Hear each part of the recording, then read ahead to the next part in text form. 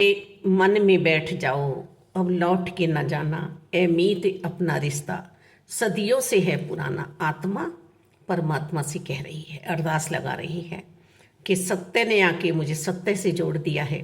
मेरा नाता अविनाशी तत्व में बैठा दिया है। अब ये शरीर का जो आधार मुझे मिला है, इस बार इसका मन मजबूत रखना, भक्ति में विश्वासी बनाए रखना इसको। हे कृपा निरंकार आप करना है कि मैं फिर न भटकन में आ जाऊं इसके मन के कारण। मानव का मन जो है बहुत चंचल इंद्रिय है ना, तो कोई भी ऐसा अब बहाना ना बन जाए कि मुझे फिर तड़पना पड़े। युगों युगों से तड़प रही हूँ, तरस रही हूँ तुम्हारे लिए। अब मिले हो, अब दामन मत छुड़ाना, अब मत दौड़ जाना इधर उधर। आपके कारण मैंने आज अपना जीवन पा लिया है, आत्मा कह रही है। छठा तत्व आज जीवन मिला है मुझे। लकड़ियाँ होती हैं ना, हम खरीद कर लाते हैं, हमन की लकड़ियाँ भी, और जहाँ हमारी अंतिम क्रिया शरीर की जाती है वहाँ के लिए भी लकड़ियाँ खरीदी जाती हैं। और हमने पुराने समय में देखा है कि रोटियाँ भी चूल्हे पे बनाई जाती थी, आज भी कहीं कहीं बनती है। तो राख होती है, जो हमारी मम्मियाँ चूल्हे में राख जलाती थी, या हलवाई के यहाँ से राखें हम लाते थे, बर्तन मांजते थे, कूड़े पे फेंकी जाती थी।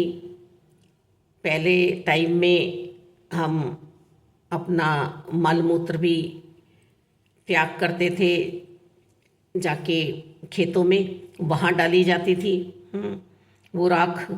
और एक राख होती थी शमशान की, उस राख का भी हमारे लिए कोई उपयोग नहीं था, उस राख से भी हम सब बचते हैं। और जब वहाँ से अस्थियाँ हम बीन के लाते हैं तो गंगा जी में प्रवाहित की जाती हैं।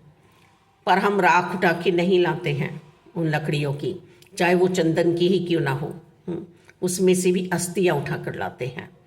फिर एक राख होती है हमन की, जिसे माताएं, हमारे अन्य रिश्तेदार, माँ, ताई, चाची, मामी, मौसी बड़े ही श्रद्धा भाव से अपने सिर पर रखकर ले जाती हैं और उन्हें पवित्र जल में प्रवाह करती हैं, भजन गाती हैं कि आज हमारे घर में हवन हुआ।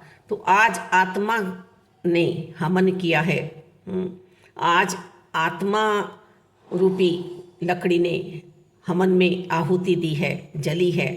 तो अब इसे बुझाना नहीं, अब इसका मोल डाल लेना मेरे परमात्मा। देखो माचिस में है, माचिस में आग है, और लकड़ी में भी आग है। माचिस की तिल्ली में भी आग है, मसाला लगा हुआ है, और माचिस के ऊपर भी मसाला भरा हुआ है, और जो लकड़ी है उसमें भी आग है। पर वो जलेगी जब माचिस को कोई जलाने वाला आएगा, लकड़ी में आग लगाने वाला आएगा।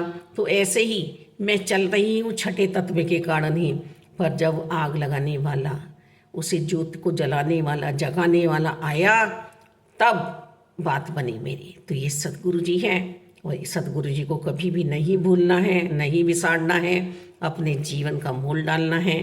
धन्यवाद जी।